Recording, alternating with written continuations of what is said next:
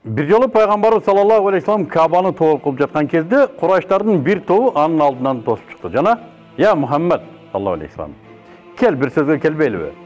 Сен бізден құдайларға сыйын. Біз сенің құдайыңа сыйынып көрелі. Егер де сенің құдайың жақсы болған болса, бәлкім біз андан пайда табарбыз. Егер біздің құдайларымыз жақсы болған болса, сен де өзіңнің үлішіңді аларсың" деп адам күле тұрған бір сунушты айтышты. Ошонда Аллах субхану ва тааладан бұл масқара болдыққа жооп кылып, "Айт, ey капырлар, силер сыйынганга мен сыйынбаймын. Мен сыйынганга силер да сыйынбагыла. Мен силердин кудайларыңарга сыйынып калбаймын, силер да менин кудайыма сыйынып калбайсыңар. Силердин диниңер өзүңөргө, менин диним өзүмө" деген аяттар түштү.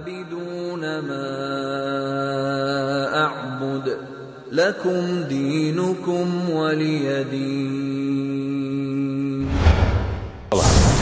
İslam dininde koşunaga öte zor mani verilir. Peygamber sallallahu aleyhi ve sellem'in kayıtlı bir hadisinde Cibril aleyhisselam mağa koşuna jönündө öte көп айтты, men аны koşunanı muraskor da bolup kalabı dep oyloymun деген manidagi hadisi kelet. Бирок Peygamber sallallahu aleyhi ve sellem'in peygamberlik tarixinin baştapkı etapında anın koşunaları aябай zor zapkı verdi. Bunu şu duallarından karab Peygamberimiz namaz okutkan bolsa, namaz okutkanda üstüne koylardın içek çavaktarın ırgıtat ele. Namaz okuyduğun yerine ar türlü akılattарды ırgıtat ele. Peygamberimiz kedi koşunaların ушундай kılığından bekinip, alardın ırgıtkanı jetpey turgan bir soğusuktardın артына ötüp alıp okuşkan majbur bolat ele.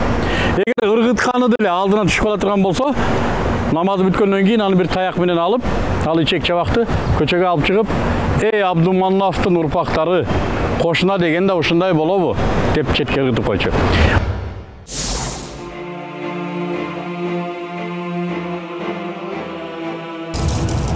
Караңыздар, биз жактагы кээ-бир төбө тикендер болот, бирок булар аларга караганда аябай зардуу тикендер. Мына ушуну пайгамбарыбыздын кошуналары ушул тикендерди. Ушундай терип алат экен дагы, мен түшүнүшүмчө кара кармаганы да бар кызым. Мына ушундай эмесинде алып келип мындай топуракка. Ал кезде мындай эмес, аябай топурактар эме болсо керек. Мына ушуларды жайнатып койт экен. Мунун жылаңайлак басып көргөн адам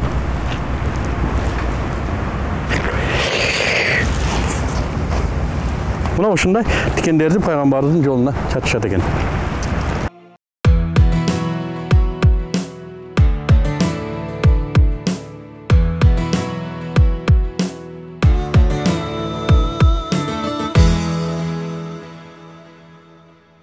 Убай ибн Халаф жана Угба ибн Абу Муайт экөө дос эле.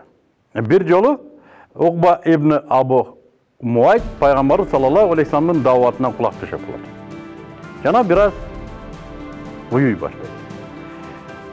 Bunu уккан анын досу Убай ибн Халаф дарроо жетип келет да Угбаны жемелей баштайт. Экөөбүз дос эмес белек. Сен кантип менин досумдун сөзүн уктуң деп аны жемелеп, пайгамбарыбыз саллаллаху алейхи вассаламдын бетине түкүрсөң гана мен сенин достугуңду кайра ордуна коямын, жана ошондо гана сени кечиремин деп аны жемелейт. Ал аз келгенсип Убай ибн Халафтын бир тууганы Умай пайгамбарыбыз саллаллаху алейхи вассаламды алдынан чыккан жерден мазактайт эле. Алдынан чыккан жерден кемсинтет эле. Ал аз келгенсип, ал атайын сөөктөн талкан жасап, пайгамбарыбыз саллаллаху алейхи вассалам менен бетме-бет келип калганда бетине "үф" деп сөөктөн жасалган талканды бетине чачат. Мына ушунун айынан, ушунун себебинен Аллах субхану ва таала ар бир жамандоочуга tozak bolsun деген аяттарды düşürdü. وَيْلٌ لِكُلِّ هُمَزَةٍ لُمَزَةٍ الَّذِي جَمَعَ مَالًا وَعَدَّدَهُ يَحْسَبُ أَنَّ Укба ибн Абу Муайт бир жолу жаңы союлган төөнүн ичек чабагын жатын чөбү менен ап келип, Каабанын алдында намаз окуп жаткан пайгамбарыбыз саллаллаху алейхи ва салламга башын саждаға койгондо желкесине таштаган. Буга карап турган Курайштар каткырышып күлүштү. Бул абал жөнүндө кабар пайгамбарыбыз саллаллаху алейхи вассаламдын кызы Фатимага жеткенде, ал чуркап келди дагы атасынын башындагы желкесиндеги ыпластын баарын ыргытты.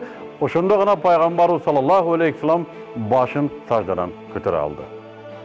Башын саждадан көтөрүп пайгамбарыбыз саллаллаху алейхи вассалам колун асманга жайып: "Я Аллах, Абу Жахилди, Утба жана Шайба ибн Рабияларды, Ал-Валид ибн Утбаны, Умай ибн Халяфты, Уқба ибн Абу Муайттын налатын ала көр" деп дуа кылды. Меккеде кандай дуа болбосун кабыл болот деген ишенимдеги бул Курайштар бул дуадан нес болуп катып калышты. Чындап эле кийинки Аль-Хакамды эске албаганда, алардын баары Аллахтын каарынан кутула алышкан жок. Эгерде кимдир бирөө ислам динин кабыл ала турган болсо, ал кабар жетер мен Абу Жахилдин хыжыры келип аябай кыйналчу, жинденчү. Ислам динин кабыл алгандан эгерде бай боло турган болсо, ал аны келип шантаж кылып коркутар эле: "Эй паланчы, сен ислам динин кабыл кылдыңбы? Сен Мухаммадты саллаллаху алейхи вассаламды ээрчидиңби? Демек, мен сен бизнесиңди бузам, экономикаңды талкалайм, жана сени адамгерчиликтен чыгарам" деп коркутат эле. Ал эми эгерде динди кабыл алган адам жөнөкөй, жупуну кедей же кембагал боло турган болсо, аны жөн эле зордуктап, уртокмокко алып, адам катары эсептебей, айбандай кордоп салар эле. Абу Жахилдин эң баштыгы чектен ашты. Ал бир жолу Кабанын алдында хыжырада турган Курайштарга: "Эгерде мен Мухаммадты саллаллаху алейхи вассалам ушул жерде ачык намаз окуп жатканын көрчү болсом, буттарым менен мойнун тебелеп сындырамын" деп күпүлдөдү. Айтканда эле көп узабай Кабанын алдында пайгамбар саллаллаху алейхи вассалам намаз окуп жатканын көрүп калды. Чуркаган бойдон келип пайгамбар саллаллаху алейхи вассалам башын саждага койгон кезде, мойнунан тебелейин деген кезде эмнедендир чочуду дагы кетенчиктеп барып күпүлдөгөн бойдон качып жөнөдү. Аны карап тургандар: "Эй, Абу Жахил, сага не болду?" дедишти. Ишенсеңер ишенгиле, ишенбесеңер жок. Бир кезде алдыман оттон болгон жар пайда болду, жана кандайдыр бир парчалар мага карап жүгүрө баштады деди. Пайгамбарыбыз саллаллаху алейхи вассалам: "Булар периштелер болчу. Эгерде Абу Жахил дагы бир кадам мага таштаганда, аны периштелер канаттары менен кыймалап кыйып ташташат эле" деди. Курайштар пайгамбарыбыз саллаллаху алейхи вассаламдын кадыр баркына, Абу Талиптин аброюна карабай кордой башташты. Ал эми башка уруулардын же эч кандай урууга тиешеси жок мусулмандардын көргөн азап кордуктарын укканда жүрөк опкол жубай койбойт. Кадырлуу көрөрмандар, мен бул каналдын көрөрманы болгонуңуз үчүн ыраазычылык билдирем жана ушул каналга жазылууну унутпаңыз. Айтмакчы, башкаларга дагы сунуш кылып коюңуз.